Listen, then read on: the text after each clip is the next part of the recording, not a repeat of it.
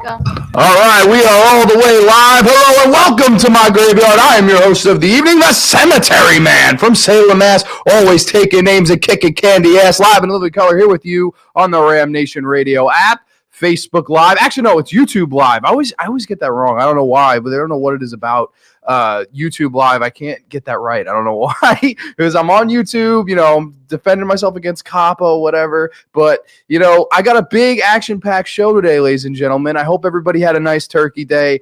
Nate and I had a really fun show talking about Blood Rage and Crazy Fat Ethel, two awesome classic killer Thanksgiving horror movies on the last show. That's what we did from the house. And also we talked about a little bit about the horror movies that came out from 2010 to 2019. So the horror movies of this past decade, ones we liked, ones that we didn't like, and stuff like that. And, I was just like, oh man, I'm itching to talk some horror. So I had a lot of ideas in my head, didn't know which movies I wanted to talk about. And I decided, I was like, you know what? I've talked Elm Street. I've talked a little bit of Wes Craven on the show, but I really want to go in depth with my Wes Craven stuff. And to me, in my opinion, you can't talk about Wes Craven without talking about these two movies that I'm going to be talking about on the show today. And that is The Last House on the Left and The Hills Have Eyes, two of my favorite horror movies of all time. Definitely two of my favorite grindhouse horror movies. And I'm going to give two full in-depth reviews for those.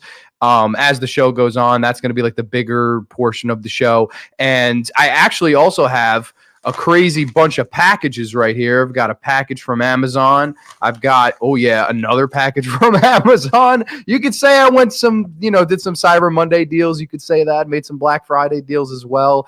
But yeah, I was just like, you know what? I'm going to unbox this stuff on the show. This will be really fun to share what I've gotten over the past week, and I figured I'd share it all with you. So I got this one open already. I'm kind of cheating with this one. I figured I'd just burst this one out first, and horror fans will love that it is the Blu-ray of John Carpenter's The Thing. One of the best horror movies of all time. Definitely one of the best horror movies for effects of all time.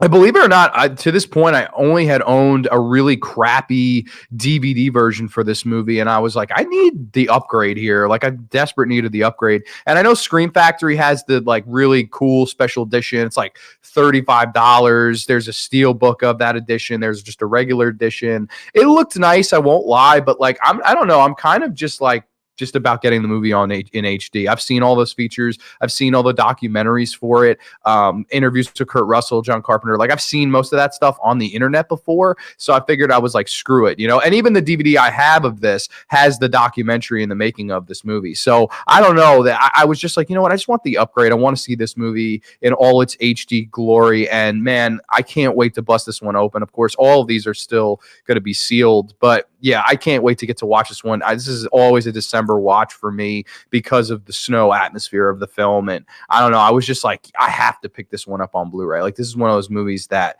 you need to upgrade if you have, a VHS or a DVD or something like that. I was just like itching for the upgrade, and I was like, bam, I'm upgrading right here, right now. No doubt in my mind. So yeah, that's John Carpenter's The Thing. Can't wait to get watching this one because this is going to be a really, really cool watch in HD. I've only heard everything but good about it in HD. So now I'm going to bust this package open, though. Got a ton of movies in here. I'm just going to just go as I, see them. Okay, first one in here. This is actually another horror film. This is one that I think is criminally underrated, and one that I literally don't know if there's a review of it on YouTube, and that will change because as soon as I give this a rewatch, I will give this a nice review, and that is none other than Autopsy from the After Dark Horror Fest Part 3. And I know a lot of people, it seems like the After Dark Horror Fest kind of has a negative stigma to it because most of the movies, if not all of the movies, were average to below average. I understand that. And listen, there's a lot of those cases where I'd agree. Crazy Eights was a below average movie. And, movies boy, geez, you forget some of the names of them. Like, I like movies like The Grave Dancers, and I liked Dark Ride. You know, people even tell you those movies are really bad.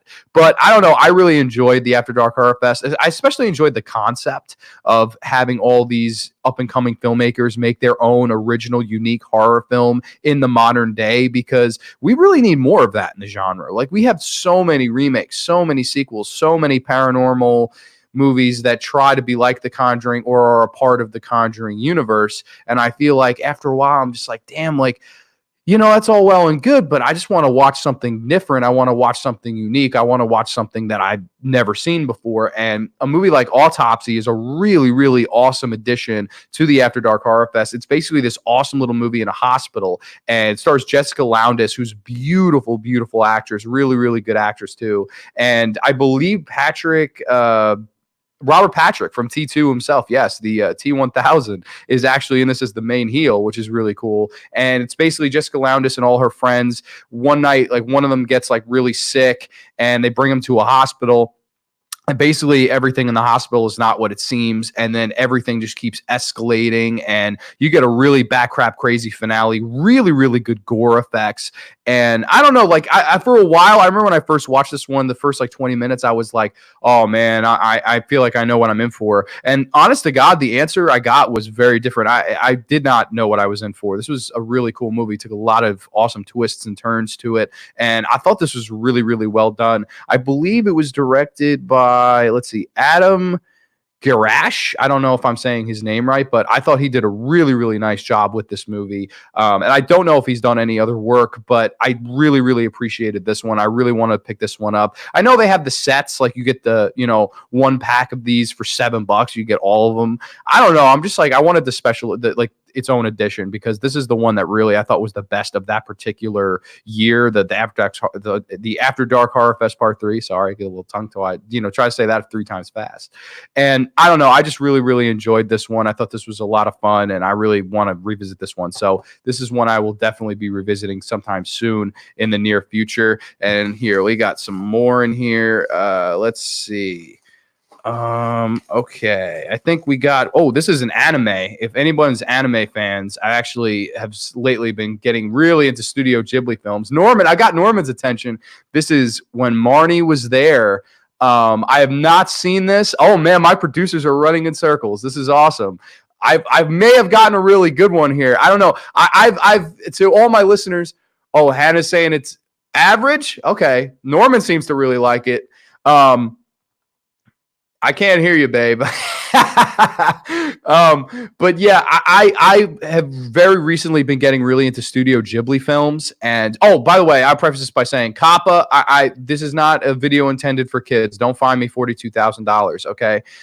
Just wanted to make that clear. But yeah, I have been really getting into the Studio Ghibli films. Like, I saw Spirited Away about a year ago with my cousin in the big screen, and I thought it was just fantastic. I thought it was everything that an animated film should be, and it had a great story, great characters, great feel to it. And I was just like, you know what, I want to get into all of these movies. And Howl's Moving Castle. Okay, my producer's telling me to watch Howl's Moving Castle. I promise I will get that one on Blu-ray too. I'm collecting them all, so I'm about halfway there. So I definitely will. Thank you for the recommendation. But yeah, this one, I thought this one sounded really cool, really different. And I don't know, I just liked the cover of it. And this is one of those Cyber Monday movies where it was like $25 before Cyber Monday. And then on Cyber Monday, it was like $15, free shipping. I was like, I'm throwing this in the cart. Like, I really want to check this out because this looks badass. I don't know the exact plots to all of these. Like, this one I have not seen, I won't lie. But yeah, I don't know. There's something about these movies that I think they always have a good atmosphere. They always have really beautiful animation that keeps you drawn in. And they always really have good characters, I found. Like, I think like all of these movies have really good, memorable characters that keep me coming back. And I actually got another one in here, I think, too. And I don't know, this one, it just sounded really, really cool to me. I definitely want to check this one out. And I'm going to try to watch them all and then try to do like a big episode where I review all of these. So I'll get away from a little bit of horror on an episode, and I'll actually go into some anime films from Studio Ghibli, just because I've become honestly a really big fan. Like, and I honestly feel like, you know what, I'm just going to start collecting these like trading cards. And I don't know, I think these are really cool. I haven't really been disappointed with one yet. I know there's ones that people say are bad, like Tales from Earthsea, I've heard is really bad. And I've also heard that Pompoko was a little bit overrated. But I don't know, man. Like, I'm definitely down to check out When Marnie Was There. I thought it looked really cool. So I'll definitely be giving that one a watch sometime soon, too. Let's see. We actually have, oh, here you have another anime film, another Studio Ghibli film. And this one's actually slipcover. I didn't know that. It is Whisper of the Heart, which looks really badass too.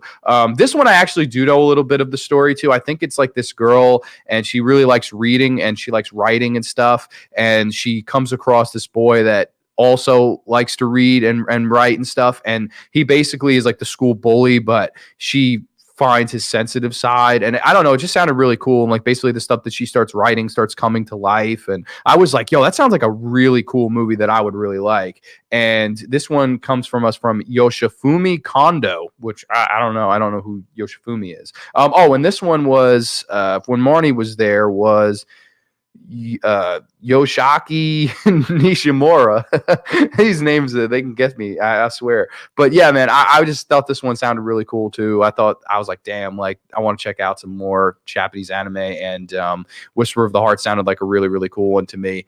And Hannah really loves it. Yeah, I'm definitely going to be watching this one. This will be the next one I watch. I also have Nausicaa Valley of the Wind at my house as well. Yeah, my producer. Wow, I didn't realize how big. I should do an anime show, Anime Graveyard, right? But yeah, Whisper of the Heart, really cool. Oh, The Cat Returns. Yeah, that's a sequel to this. There's a sequel to this called The Cat Returns, and I'll be checking all these ones out. So I definitely have been really enjoying these. Highly recommend too if you could find them for a decent enough price. They usually go for about $17 on Blu-ray, which is actually a really good deal considering the nice editions you get of them, like slip covers, stuff like that. And I don't know, man. I'm a really big fan of Studio Ghibli. I think their stuff is just really, really well done. Of course, Hayao Miyazaki being like the grand master of all those movies. But yeah, I got two that weren't done by him. I was just did that on purpose. I was like, let me check out what these other directors have to bring to the table. And I really have yet to be disappointed, like I said. So yeah, that's Whisper of the Heart. We'll be definitely checking that one out. Oh wow. Well, these last two right here are pretty badass. This one, I'll get to this one first. This is one of my favorite Dario Argento films, probably my second favorite Dario Argento film. And it's Deep Red from 1975. I think this is one of the best horror movies of all time. Like, I love Deep Red. I think it's arguably probably the best giallo film they ever made. And it basically tells the story of, it's David Hemming, and he's at this show one night where this lady who can tell the future, like this gypsy lady, and she basically says that there's a murderer in the audience. And you see this person run out of the theater, and then basically it's just a classic giallo where people are getting picked off one by one. You're trying to figure out who it is. And a lot of the thing different about this movie that most people, don't associate Argento with, there is kind of a narrative. There is kind of a story that you can follow. Daria Nicolodi shows up and she's like helping David Hemming solve the case and stuff like that. It has fantastic score by Goblin. Just this great dreamsicle haunting score that it's like a lullaby. Not as much a lullaby as Suspiria, but it's just so dreamsicle, man. It's nightmarish, and there's like a creepy little doll in this that rides around on a tricycle, which is definitely where James Wan got the inspiration for Billy the Saw puppet in the Saw films. Like, that's definitely where he got the inspiration to do so. And I don't know, man. I just really, really had a lot of fun with this one. I thought this was an awesome little giallo film, and I think there's a lot of features on this. Yeah, 4K scan, Profondo Giallo, a new visual essay by Michael McKenzie featuring an in-depth appreciation of Deep Red and its themes and its legacies. Argento's Deep Genius. Like, this is tons and tons of features on it. And I got to say, like, right off the bat, like before, because I know I'm going to get into the Arrow edition of Last House on the Left, I think Arrow might be the best Blu-ray horror movie company. Like, they always go all out. I mean, I'll go into like the stuff that came with this Last House on the Left edition. I know the edition of this, like the big edition, like how I have of this, is actually like, I think it's out of print. Goes for like quite a bit of money, like $200 if you want the big case and stuff. But I was like, you know what? No, I just want the Blu-ray. It was like $20 on Blu-ray. Can't beat it. I think it's a fantastic giallo film. Definitely my second favorite Argento film, and definitely one that I had to add to the collection. So I really wanted to get Deep Red, and I was just like, I have to pull the trigger on this one. I love this movie. I think it's absolute perfection, and I think it is the best giallo film ever made. So yeah, that's Argento's Deep Red. Definitely going to check that one out. Last year I got Tenebrae. Like every year I seem to get one or two Argento films on Blu-ray, and then I try to like dissect them, and I almost obsess over those specific Argento films. And I was just like, yo, a Deep Red, that's one that I really, really, really wanted to rewatch, revisit, watch the features for. And, I can't wait to get back into Deep Red. So that's really, really good one. Dario Argento's Deep Red. And then this last one I got in here.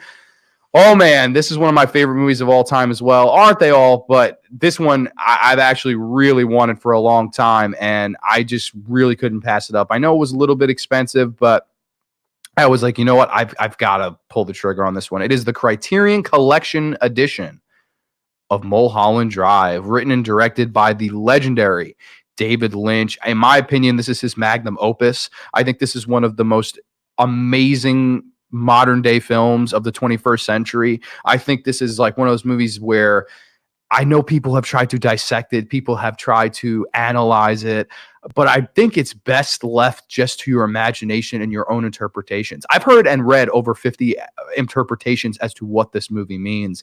And honest to God, I don't know if I look at them all or I think of just one, or I look at them all and collectively try to piece together the puzzle. I don't know. I don't know how to interpret this movie. I could do a full-on review of this movie when I do give it a rewatch, because I did watch it to death about a couple years ago. I would just watch it every day. Like I loved this movie. I would try to watch different scenes and try to analyze it. But I think this is just a fantastic movie. This Blu-ray is actually heavy. Like I don't know what's in here, if there's lead in here or anything, but like this is one of the heaviest Blu-rays I've ever held, and it's not like thick or anything. It's kind of skinny. Like I'm not sure why it's so heavy, but yeah, this has an insane amount of features. Of course, another 4K digital transfer of the movie. And I don't know, I'm just a mark for David Lynch. I think Twin Peaks is awesome. I've actually recently started rewatching Twin Peaks on Amazon Prime with my good buddy Brian. We watch Twin Peaks like every other day. I really, really love that show and the characters and the world that David Lynch was able to create. And of course, movies like Blue Velvet, Eraserhead, Elephant Man, and even movies like, I don't really like Dune very much, but like Lost Highway, Mulholland Drive, like these are some of the best movies of all time. And I was just like, you know what? There's a special edition of Mulholland Drive, David Lynch. I've got to bite the bullet. This one I actually paid the most for. I think it was like close to 25. And to say I regret it, or to say that it was too much, would absolutely be, blasphemy, because I think this is one of the best movies of all time. And I'm definitely going to get to be watching this one soon. I've almost given myself too many choices, haven't I? I mean, look at these awesome movies. I mean, you got two badass anime. You got a badass underrated After Dark horror fest. You've got an all-time classic, American classic in The Thing. You've got an all-time Italian classic in Deep Red. And then you've got an all-time, I think, great movie just altogether in Mulholland Drive, David Lynch's. In my opinion, like I always say this, it's his magnum opus. I think it's his best movie, best thing he ever did. And yeah, so I was just really stoked about getting all these. Really, really going to be cool to rewatch all of these movies. And I'm honestly not done. Like I'm looking to pick up like P2, which is a really good little Christmas horror film. And I don't know, I was just like really, really excited to pick that one up. So yeah, these are all my pickups. Really, really badass. And if you have any thoughts on that, please let me know in the comments below. I don't know. Is anybody watching? Did anybody throw a comment up, Miranda? Anybody? Oh, no. They can't hear me. I guess they can't hear me. I don't know. They can't hear me. Did anybody write any comment? Like, is Nate watching? Oh, one. Nate's watching. I know Nate's usually watching. Okay, Nate's not watching. Sorry, Nate. I'm sorry. But yeah, so I'm going to get into the featured reviews now. I just wanted to make sure, because I know that Nate sometimes comments and I can't see them all the time, and I feel bad like when I can't see his stuff. Oh, Miranda's writing something, so that, yeah, maybe he is watching. But yeah, I definitely awesome pickups. I'm really excited about those. And yeah, so I'm going to get into the feature reviews now, the feature presentation, if you will, ladies and gentlemen.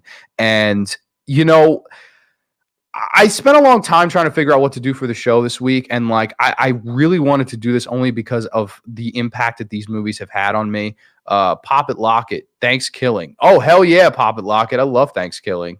that's a classically bad movie. But yeah, man, when you get into movies like this and movies that I think that really impacted the genre and really make me a fan of the genre, I look no further sometimes than these two movies, Last House on the Left and The Hills Have Eyes, both written and directed by the late Wes Craven. May he rest in peace. And there's something about, especially Last House on the Left for me, that always packed a punch and that always really made me love the genre for what it is. There's a few scenes in it that I think are absolute perfection, but I want to get a little bit into this Arrow edition before I get into the movie. There's this awesome little booklet, Last House on the Left. It has tons of like photos and reviews of the film. Like, it's absolutely badass. I would show this camera too. We got some of that and some awesome pictures. There's the dad going after Krug. Really, really cool stuff. It's awesome little booklet. Like, if you read some of the reviews and see some of the posters, like, it's really funny how bad some critics hated this movie. They're like, what happened to good old fashioned family films? And I'm just like, bro, why are you watching Last House on the Left? You're looking for good old fashioned family films. Like, it absolutely boggles the mind. And of course, this is the Blu-ray. It's actually reversible cover art. I like this cover art. Don't get me wrong. I think it's like beautiful, but I don't know. There's something about the simplicity of this poster with the black and white picture and then the red, bright, vibrant text that I always thought fit this movie perfectly. Like, that's my favorite color scheme, red, black, and white. It also comes with these awesome little production photos of the movie. Of course, on the back, you have the like original, I think this was the VHS cover art, where it's just the girl lying there in the palm of someone's hand. Really weird cover art, to be honest with you. I don't know how well y'all can see that. But yeah, I always thought that was weird cover art. But yeah, man, awesome little production photos. Like, here's Jeremy Renner as Sadie, Fred Lincoln, Lucy Grantham, Sandra Castle. Then again, Sandra Castle in the pond. The Fab Four, if you will. Krug, Jeremy Renner as Sadie, Craig Sheffer as Junior, and then Fred Lincoln as Weasel. And then you have like all just amazing production photos that I've looked over time and time again. I thought it was really, really cool. This is a beautiful edition by Arrow. It goes for like $30, I think, here in the US. I don't know if it's any cheaper anywhere else, but I don't know. I got to say, man, I think it's a beautiful edition. I think it's really, really well done edition. And it has so many awesome little features on it. And it's got like 3 discs. It has 3 cuts of the movie with alternate titles like Krug and Company. And I think, what was the other one? There was like 3 different cuts of the movie. There's the R-rated cut, the Krug and Company cut, and then the R-rated cut. So there's definitely tons of cuts for this movie, but I think they're all badass. And I thought all the documentaries and features and stuff like that, interviews, really, really, really good stuff. Really, really well done edition of this movie. And getting into the movie itself, I can remember way back when I watched this. I think I was around middle school time when I first finally started dipping my toe into the exploitation grindhouse genre. And I had seen Nightmare on Elm Street, and I thought, wow, what a beautiful film that this is, one of my favorite horror movies. And I was just like, you know what, like, what else has Wes Craven done? And then obviously I knew he did Scream. I had seen Scream. I had seen movies like Shocker, People Under the Stairs, but I hadn't really dipped into what he did earlier in his career. And what he did earlier in his career, I think it's actually amazing how good these two movies are. Like, getting into these two movies, like, I think Last House on the Left is a perfection. Like, I think it's a perfect little horror movie. And I don't know, like, there's just something about it that always kept me coming back to it. Even the first time I watched it, I felt a little like, it felt forbidden. Like, it was the first time I watched a movie where I felt like I shouldn't be watching this. I'm too young to be watching this. This is a little hardcore for a kid like me. And like, I don't know why though, I enjoyed every single solitary second of watching this movie for the first time. And, getting into the story a little bit, it basically revolves around Sandra Castle, aka Sandra Peabody, and Lucy Grantham. They're like these two, teenage girls, and they're going to the concert and they're getting ice cream and they want to find some weed. And they basically ask the wrong person. They ask Junior, and he is a part of this family of these escaped convicts, of course, led by David Hess's Krug. And the first thing I want to just mention about this movie, the acting is sensational. Considering that a lot of these people, like Fred Lincoln, Lucy Grantham, Sandra Peabody, a lot of these actors and actresses came from porn. Like, a lot of them were porn actors before and after this. This was for Fred Lincoln, this might have been the only like serious role in a serious movie he ever did. And I got to say, they all knocked it out of the park. It's a great ensemble cast of people that were pretty much unknown, and pretty much all unknown, exception of like Martin Kove, who's the deputy. He went on to be in Karate Kid. He's the guy that tells the kid at the end, "Sweep the leg." Like, he's probably the person that made it biggest from this movie, but even so, that's not the biggest like star ever, right? He's still probably like a C-list actor or just a genre star overall, but yeah, I think the acting is sensational in this movie. I think Jeremy Rain as Sadie is just so brutal and so sadistic, but at the same time, she's very attractive and you're almost frightened by being attracted to her, if that makes any sense. Like, she's just into some really dark stuff, and like, I don't know, it just really always, I was like, God damn, I don't know. Like, should I be turned on? Should I be afraid? Like, what should I be here? And like, that's the brilliance of Jeremy Rain as Sadie in this movie. And I think she's a lot better than the Sadie in the remake, who's just basically trying to be Krug. I didn't like the Sadie in the remake at all, and I didn't think she was as attractive as Jeremy Rain either. Jeremy Rain, of course, actually went on to marry Richard Dreyfuss, which I always thought was really funny. Richard Dreyfuss married Sadie. I always thought that was really cool. You know, Matt Hooper from Jaws married Sadie from Last House on the Left. Badass horror connection. I may be the only person that would make that connection, but I always thought that was kind of cool. But of course, Craig Sheffer as Junior, I thought he did a really good job. And I think David Hess, I think this movie is his legacy, and I think he is just a fantastic bad guy. Like, he went on to play this role kind of again in a movie called House on the Edge of the Park, which I talked about on the show with Connor. One of my scariest movie moments ever is when David Hess is as that character. I believe Alex was the name of the character in the movie. He's torturing this girl. And I just thought he was so good at scaring the hell out of you, because he's one of those actors, he can make you comfortable in your environment. He can make you comfortable where you were sitting and make you comfortable with him. And then in the blink of an eye, he could be cutting you. In the blink of an eye, he could be going after you. And like, that's really a hard, I think, medium to channel for an actor, because you have to be charming, but at the same time, you have to be terrifying. And David Hess really was able to mesh those lines and blur those lines into perfection, where you don't know whether or not to be like deathly afraid or entertained by the stuff that he's doing. And like, I thought that was really, really well done. Of course, I gave him the Carrie Award back on the Carrie Award show for best actor, best leading actor in a horror movie. I think his performance in this is fantastic. And not to be lost, I think Sandra Castle, Sandra Peabody, and Lucy Grantham do a fantastic job acting in this movie, and I'll give examples for that.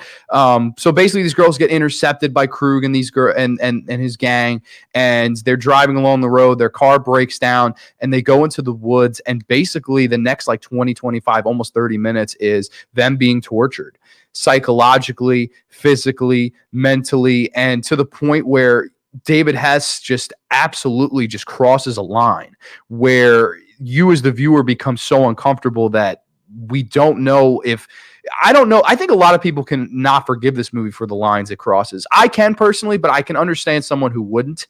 There's a point in this movie where he tells Lucy Grantham's character, he says, "Piss your pants." He says, "That's what you're going to do right now, or else I'm going to cut your friend up." And she's like, "Piss my pants? Like, what are you talking about?" And he's like, "Do it."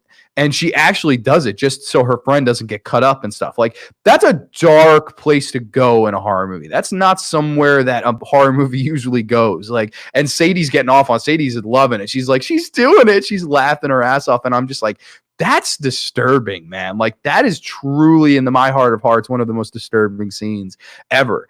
And he actually makes Sandra Castle and Sandra Peabody have sex with each other.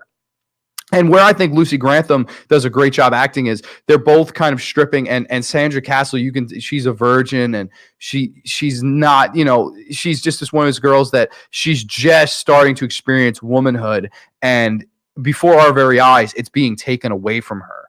And it's one of those like moments where as a person, as a horror fan, I'm heartbroken. Like, I'm just like, oh my God, like, this poor girl, she's getting her innocence taken away from her and her womanhood before she even knows what it is. And that's truly horrific. And what I love about Lucy Grantham is where she really shows how great of an actress that she is. She almost breaks down, and she realizes, she's like, I have to walk my friend through this. Like, this is going to be psychologically damaging for her. And she says, listen, it's just you and me. It's just you and me. And like, I know a lot of people would probably just take that as a throwaway line. For me in particular, That's a great line. That's amazing because it really added realism to it, I thought. Whereas, maybe Lucy Grantham's character has been around the block before. Maybe she's been with, guys, girls, whatever. And she says to her, listen, it's just us. Like, don't let this get to you. Don't let them get to you. And like, I thought in that moment, it was just so beautifully done. I was like, wow, like this is horrific, but it's so sensationally real that you can't help but watch it. And I just think that scene was fantastic. And then, of course, Lucy Grantham, she tries to escape. And there's this great little chase scene where Sadie, Fred Lincoln, Krug, Weasel's Fred Lincoln, and they're all chasing her and they kind of corner her in a graveyard. And I love the scene where she runs in one direction, there's Sadie, runs in another direction, there's Fred Lincoln, runs in another direction, there's Krug. And they kind of give everyone their moment to shine, like everybody their facial shot of smiling. And they pretty much stab this girl to death and she kind of crawls away. And then, of course, that's why you have the poster of this girl crawling away by the tree, bleeding out. And I just thought, like, how disturbing is this? But at the same time, it's so well done that you really, like I said, you can't look away. You have to watch it and see it for what it is. And it's hardcore. I'm not going to lie. It's out there. It's batshit, but it's just so beautifully well done. And I just can't give Wes Craven enough credit for that. I thought he did a really, really good job directing. I know he's claimed that he was very inexperienced. Of course, this was his first film, but for someone's first film, man, I look no further than this. Like, top this first film with your first film. You know what I mean? Like, Dark Star can't top this. I love John Carpenter, but Dark Star can't top this. Even Night of the Living Dead, I don't think tops this movie. I think this is a better movie than Night of the Living Dead. I just love Last House on the Left. I think it's fantastic. And then, of course, you have the point where they go back to Sandra Castle, and she's like, did she get away? Did my friend get away? And they're like, oh, and they throw her severed arm at her, and she starts screaming. I was like, oh my God, like this is insane. And then Krug, of course, carves his name into her chest and then actually ends up raping the girl. And like, I was just like, Jesus Christ, like this is heavy stuff. Like it's scary, but what follows, the post scene, I think, in my personal opinion, is one of, if not the greatest scenes in the history of horror movies. After David Hess is done with Sandra Castle, he kind of gets up and she kind of gets up and she's spitting up, like she's disgusted, and she gets to her knees and she's choking and spitting stuff up. And they play this amazing music. It's a song called Now You're All Alone, done by David Hess, although he actually did all the music in this movie. They play this very somber music, Now You're All Alone, and you get a glimpse of something that to this point in the genre I had never seen before, and I've really never seen it done as good since, where the killers, they all kind of have the look of remorse on their face. You look at David Hess and he looks disgusted, even in himself, of what he had done. And Jeremy Rain looks at him in disgust, and Fred Lincoln looks at him in disgust. And it's just that scene where they show remorse and they show that, yeah, we're not just psycho, crazy, madman killers. We're people. We're human beings. That's what scares me the most, man. It's the darkness inside ourselves. It's the old Sam Loomis quote. It's the darkness inside ourselves. That is the one thing that we are most truly afraid of.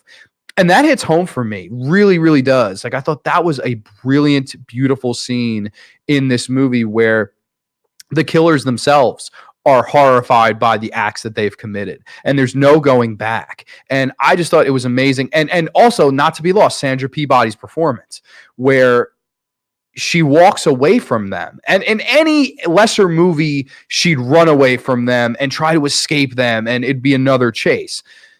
What they do here is she walks away defeated. It's almost as though she's given up.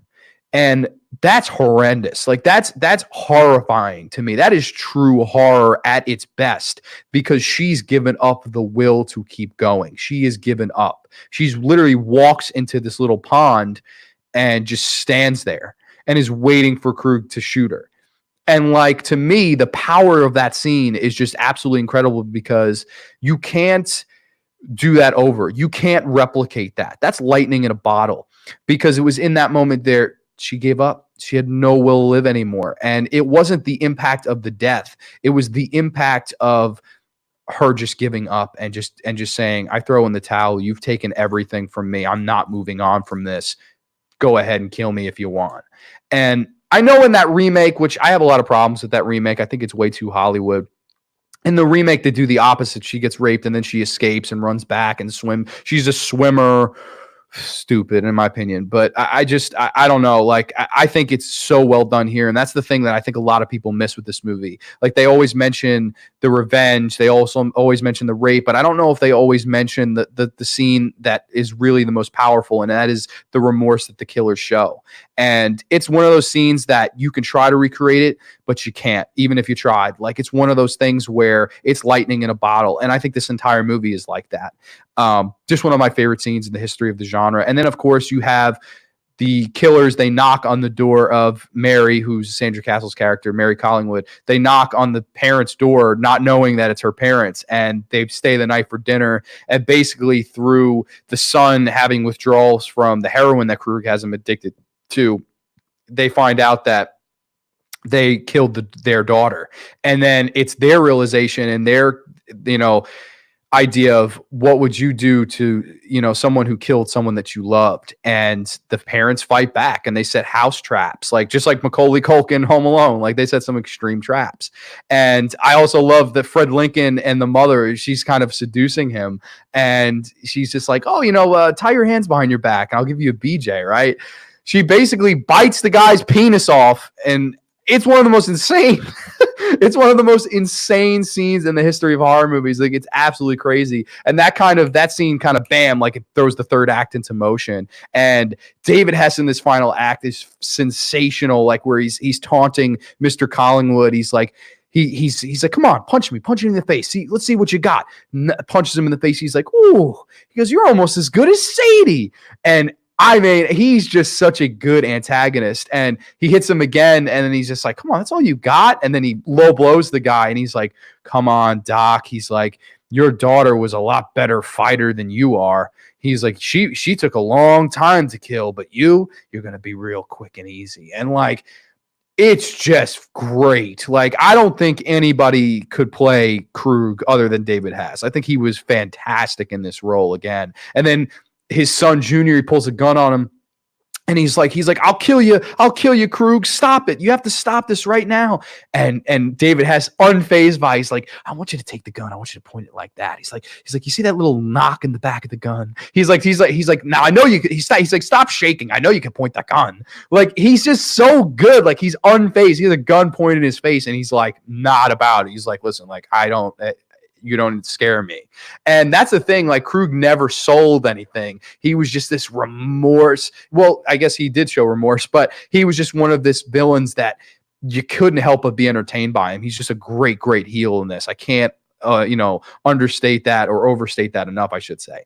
But And he basically tells his own son, he's like, I want you to put the gun in your mouth and I want you to blow your brains out. And it keeps escalating. He's like, no, blow your brains out. Blow your boom. And he blows his head off. And like, it's just so damn powerful, man. I think that's a really, really well done scene. And then, of course, the father comes up the steps with a chainsaw. You get some chainsaw battling where he's going at Krug, and Krug's, throwing chairs and furniture and everything at him so he doesn't get chainsawed to death. Jeremy Rain runs outside. Sadie, of course, she has a tussle with the mother, accidentally falls into the pool and gets her throat slit. And man, I don't know. I just love that final act, and Krug gets chainsawed to death. As the movie kind of comes to a close, you see the parents sitting there underneath the birthday banner for their daughter. And you kind of wonder to yourself, you're like, did anybody win in this movie? Did everybody lose in this movie? Is it one of those movies where everybody lost? Is it like, because it's insane because, my exact reaction would be to do what they did, like to protect and get revenge for the one I loved. But at the end of the day, their daughter's still gone, and nobody's really won. And it's one of those movies. It leaves you kind of with emotion, like mixed emotion feelings. You leave the screen, you're like, oh my gosh, like yeah, I'm glad the killers got their comeuppance, but man, like these people still don't have their daughter. And I don't know, man. I think that's true horror. I think it's true horror at its finest because it really makes you think as a viewer. And I thought it was really, really well done. I know there are some people that problems with this movie. Some people really hate the music and the change in tone at times, like when they're going back and forth with the cops. I know that there's some comic relief in there and people hate that. And some people really hate some of the music other than Road Leads to Nowhere and Now You're All Alone. A lot of people hate the rest of the music in the movie. I'm kind of a mark for it. I think it's fine. Never bothered me. The tone never bothers me here. It doesn't bother me like it bothers me in new movies. Like I think new movies really suffer from that. Like they'll just that new Halloween movie. There's a scene, that movie had a problem with the tone. Like there's a scene where there's two cops and they're talking about their dinner. Like at least the two cops in this, they're trying to get to the house. Like they don't fill up their car, so they have to walk to the house, and there's stuff like that. But like I don't know, it felt like even though it was humor, it was related to what was going on, other than just a completely random throwaway scene where I felt it should have been cut out. I don't know. Could you cut the cops out of the movie? Sure. I don't think they're that vital to the movie. It doesn't have to be in the movie, but it doesn't ruin the movie for me. Like a lot of people, it ruins the movie for them, where they'll literally go from like a 10 to a 5 just based on those cops. I never got that. I think it's fine. It does not bother me at all. To me, it is such a powerful horror film, and it's a horror film that really, I think, defines the genre. It defines the grindhouse genre. It defines the drive-in genre. It defines the exploitation genre, rape revenge, if you will. It's a movie that I think is one of the most vital movies when it comes to horror marketing. Keep repeating, it's only a movie, only a movie, only a movie. That was one of the advertising people in this. He saw the movie with his wife, and basically his wife was so afraid of it, she kept covering her eyes, and he kept saying, listen, honey, it's only a movie, it's only a movie, it's only a movie. And that ended up becoming one of the marketing campaigns for this movie. And I thought that was absolutely fantastic, really smart, something that to this day we always remember. And it's on the back here, to avoid fainting. Keep repeating, it's only a movie, it's only a movie. And I just thought that's brilliant marketing. And of course, this poster, and it's just everything about it, I think, screams the genre. It screams an era of the genre that I really, really liked, that grimy early 70s kind of look for movies. And I think the messages that it has and the things that it has to say, and that especially that scene where the killers show remorse. I think it's the perfect horror movie. I think it's horror in a nutshell. I think it's one of Wes Craven's best movies. Is it as good as Nightmare on Elm Street? Probably not. I would say it's probably his second best movie next to Nightmare on Elm Street. I love this movie. For me, it's a 10 out of 10. I think it's a perfect movie. There was nothing I would change about it. And yeah, that is Wes Craven's Last House on the Left, one of my favorite horror movies of all time. Really awesome. If you could pick up this Arrow edition, if you're a big fan of this movie, do pick up the Arrow edition because it is so damn well worth it. Really, really awesome edition of this movie, and I'm very glad to own it. And moving on after that, he actually made a porn film, which is called The Fireworks Woman, which I am glad to say I've never seen. I don't even know if it's available, but if it is, I'm sure that, some crazy Craven collector probably has it. But yeah, after that movie, he was like, you know what? I'm going to go back to exploitation, horror, grindhouse movies. And of course, Wes came out with another classic, another one of my favorite horror movies of all time. It is The Hills Have Eyes. I think this is a masterpiece too. I think this is a really, really good movie. Of course, this came out in 1977, and it basically tells the story of this family that they're going cross country. I think they're going from San Diego to LA, or I forget exactly where they're going from, but I think there's a line where we're going from from fancy cars to movie stars. That's the line in this movie that I always really liked. And they're traveling cross country. They stop at this gas station, and this gas station guy says, whatever you do, stay on the main road. Do not get off the main road. Like, do not do it. And the dad, being the moron that he is, and this being a horror movie, of course, he does not listen to him. Guy doesn't listen to him, and he decides, all right, screw it, I'm going to take a side road. Takes a side road through the hills, and basically the car is driven off the road, and they're stuck there. And we slowly but surely find out that there are these cannibalistic people that are deformed living in the hills, and they one by one attack this family. And I just think this is a masterpiece of a movie too. Like I really, really love this movie, and of course, I should upgrade this edition, shouldn't I? Like this is, I believe this is a Divimax version I got out of a Hollywood Video that was going out of business. I bought this for like $1. It's a special. It's not the special edition, but the movie looks fine and stuff. It sounds fine and stuff. But I definitely need to upgrade on this one. Like this is one of those movies that it deserves the upgrade. I definitely will get the Arrow edition sometime in the near future. But right off the bat, the thing that comes to mind with this movie is actually the remake. I know a lot of people prefer the remake to this movie, and while I totally respect people that think that, and I do think that's actually an okay remake. It's not a bad remake, and neither is the Last Us on the Left one. Like I don't need to crap on the Last Us on the Left remake. I just think both those remakes are kind of for me. Like they're both. I guess The Hills Have Eyes a little bit better because it has at least has a really, really fun third act.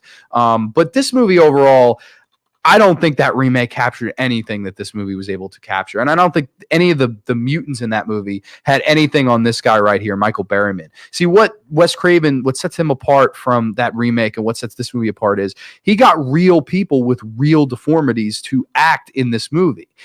That's really what Michael Berryman looks like. And a lot of people don't, I feel like that goes over a lot of people's head. They're just like, oh, the effects in the remake and it's faster pace in the remake. And like, I get that. I understand that. But like, I don't know. Like, I think this movie is much more well done.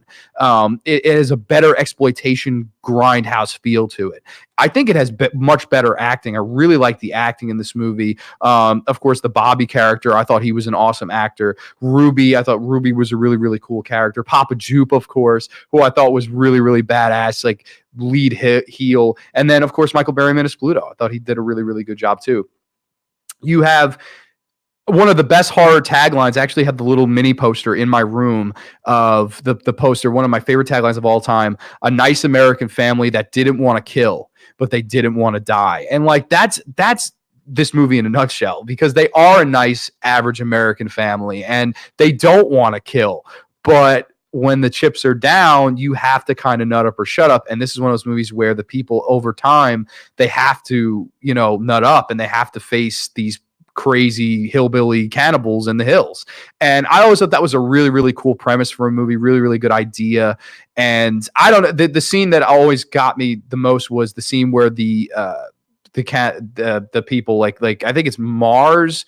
Yeah, it's Mars and Pluto. They invade this RV that the family is staying in, and it's just a massacre of a scene. Like they kill the one daughter, and the mother comes out. She's whacking them in the head with a broom, and all of a sudden she gets shot in the chest. Like it's just very shocking. Pluto is all over the girl Brenda, and like I don't know, man, it's just a really, really terrifying little scene. Like I thought it was really, really well done. And of course, Bobby gets there a little bit too late, and they've already killed his mother and his sister, and Brenda's still alive, but she's just screaming her head off, all worried and concerned and stuff. And the character of Doug, who I thought was a really, really good actor too. He actually looks a lot like my dad, which I thought was really cool. Like I was like, my dad. I asked my dad. I remember the first time I saw this. I was like, "Were you in a '70s horror movie?" He was like, "No." He's like, "I never acted." I was like, "Well, this guy's your doppelganger." I showed it to him, and he was like, "Wow." He's like, "That's exactly what I looked like around that time too," which is actually really, really funny because my dad must have been around like 16, 17 at this time, and this actor was a little bit older, but they did look a lot alike. But yeah, I always thought that was really funny. And yeah, I think the acting in this movie is really well done. And I think some of the terror and some of the scenes in this movie are really, really well done. I like how Craven, there's a lot of points where there'll be two characters talking and then you'll see somebody run like in the background and they won't address it really.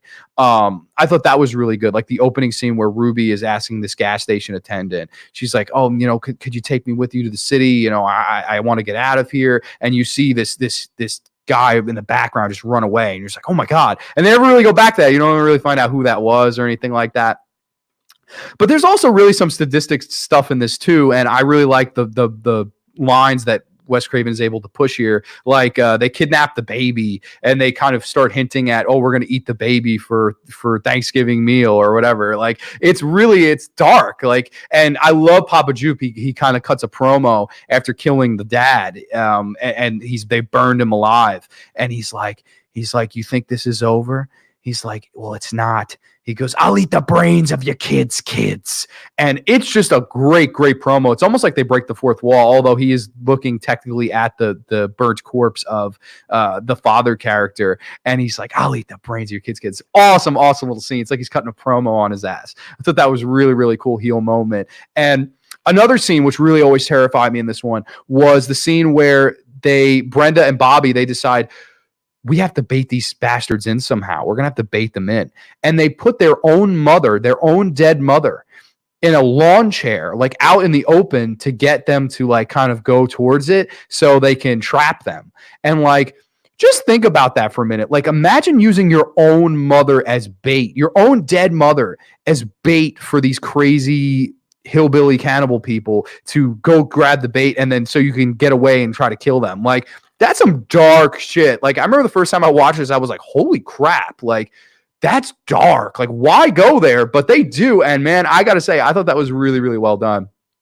Really good, because like I remember thinking to myself, being like, could I do that? Like, I don't think I could do that to my mom. I love my mom. Like, I remember being really conflicted when I first watched that. That was really cool. And of course, the devil dog that attacks Pluto. I thought that was a really awesome scene where Pluto battles Beast, because there's these two dogs, Beauty and Beast, and they kill one of them. They got one of the dogs, Beauty, and then Beast kind of helps them out. Like, he kills one of them, and then he ends up fighting Michael Berryman in the third act, which I thought was really cool. Kind of bites his leg, and you see that all these tendons and stuff. Like, it's gross as hell. And then Michael Berryman's taunting the dog. He's like, I killed your bitch. I love that. Like, that's like, you don't see that in movies anymore. Like, you don't see that in that remake, man. Like, I killed your bitch. I love that. That is awesome, man. That is everything that 70s exploitation grindhouse movies are about, man. Just taunting a dog, bro. I love that.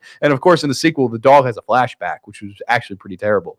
But yeah, I don't know. I really like Michael Berryman in this, and then he gets his throat chewed out. Really cool stuff. And then there's a scene where they blow up their own RV to kill Papa Jupe, and he's still alive. He actually hits Bobby with a scoop slam from like WWF. I always thought that was awesome. I was just like, holy shit, this guy not only survived the explosion, but he decided to hit my man with a scoop slam. Like, what is this, like 1977 WWF wrestling here? Like, awesome stuff. I was like, damn, like, that is badass, man. I really enjoyed that scene, man, because like that's all what a great third act is always about, right? Like, you have some scares, you have some tension, you have some terror, and you have some badass fights. And I think you really have that with this movie. I thought the fighting in this was really cool. This family fought back. They were like, listen, you took half of our family, we're going to fight back, and we're going to take your family out. And like, that's an awesome little like third act of a movie, I thought.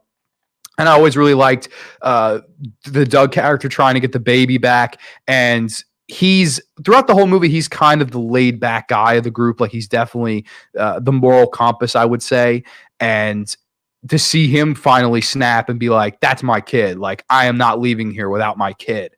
And he fights this guy and basically stabs him to death as the film turns not to black, but the film fades to red. I always thought that was a really badass thing. And this is probably the best, like, one of the better movies that I think can do that, like a movie that doesn't fade to black, fades to red, because it's the perfect, he's stabbing the guy and the movie just fades to red. I thought that's how this movie has to end, like an awesome grindhouse backwoods kind of movie. That's the perfect ending for this, fade to red. I love that. I always thought that was really cool. Nobody ever really mentions that, but I don't know, I was kind of a fan of it. And I don't know, man, I just think like this movie just has so much more going for it than that remake. I know some people will tell you that remake's way better, but I don't know, just personally not my cup of tea in comparison to this, because I think this movie, it gets the scares done right. I think of course the same production designer that did Texas Chainsaw Massacre 3 years prior to this. So you have a lot of that kind of feel that the Texas Chainsaw Massacre did.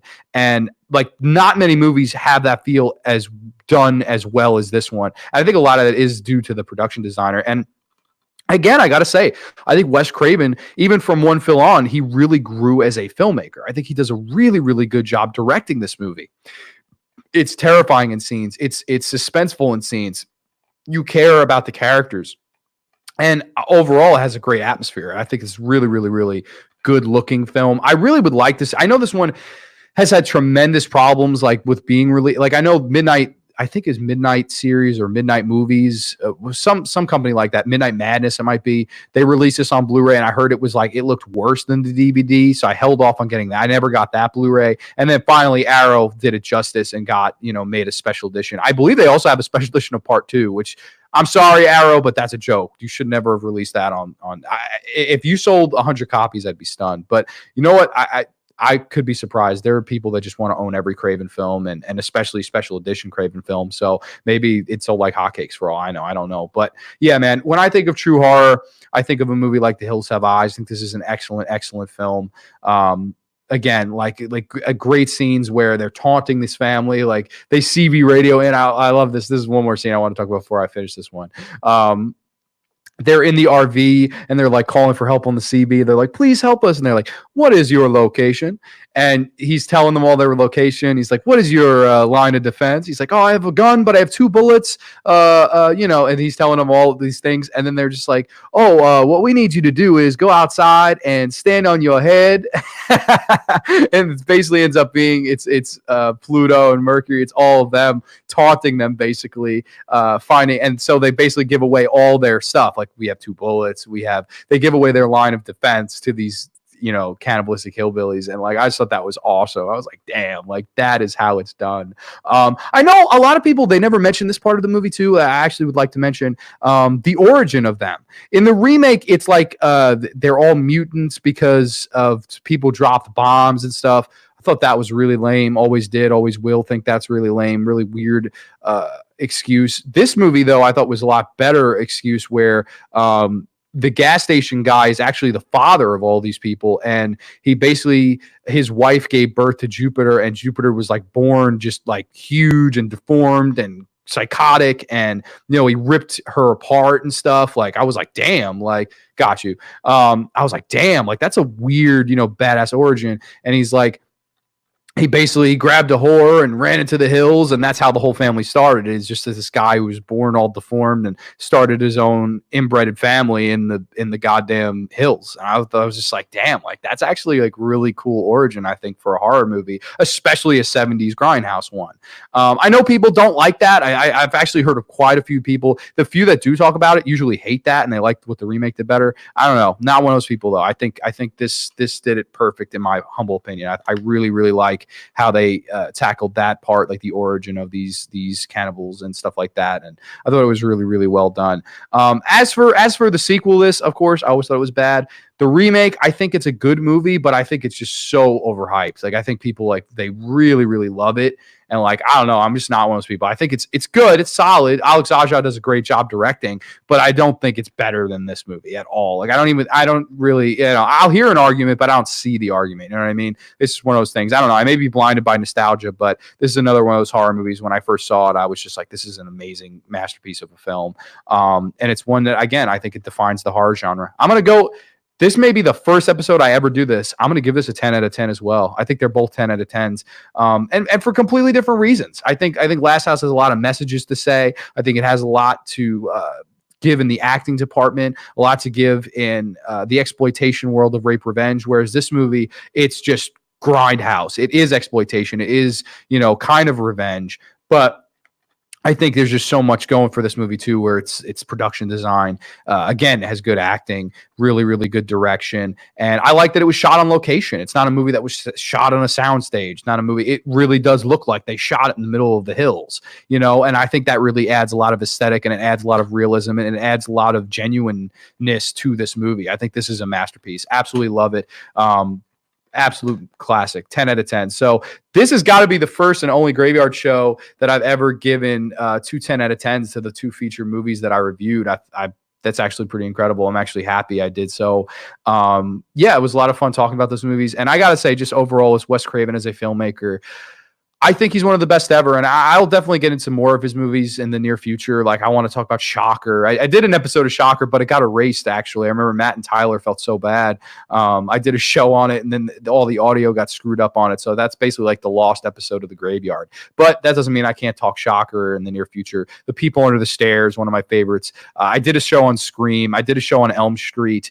I've done tons of shows revolving around Mr. Wes Craven, so I really, really like his work, and I think he's one of the best ever to do it. And I think he's arguably the best horror filmmaker of all time. And I think it really started with Last House on the Left, well, Hills Have Eyes, and of course Last House on the Left. These are the two movies that really made him come into his own. And then he was able to take these elements of these grindhouse movies with a budget and make them more mainstream. I thought that was really, really incredible that Wes Craven was able to do that. And I think he'll forever live as one of the greatest horror filmmakers that ever was. So that's probably going to be all for the graveyard today. Got about a minute left here. I can briefly discuss this Saturday. I am going to an awesome horror movie double feature. I'm going to see Black Christmas followed by Silent Night, Deadly Night on 35 millimeter Cinema Arts Center in Huntington. I cannot wait. It's going to be a really, really fun night. Big ass crowd. Probably my two favorite Christmas horror theme movies of all time, back to back, belly to belly, 35 millimeter on the big screen. You can't beat it, ladies and gentlemen. I cannot wait to go see it. It's going to be an absolute blast, absolute ride. I promise to take videos and stuff like that. And maybe next week, hell, maybe I'll review the Silent Night, Deadly Night films. Maybe I'll review Black Christmas. I know there's also a Friday 13th next week, so maybe you'll throw something Friday 13th related out there as well. But that is going to be all from now. You have been listening to The Cemetery Man from Salem, Mass. Always taking names and kicking candy ass, live in living color here on YouTube, here on Ram Nation Radio app, here on Instagram Live. I want to thank you guys all for watching. I really, really do appreciate it. Too sweet to all of y'all, to both my cameras. I love you guys. Peace out.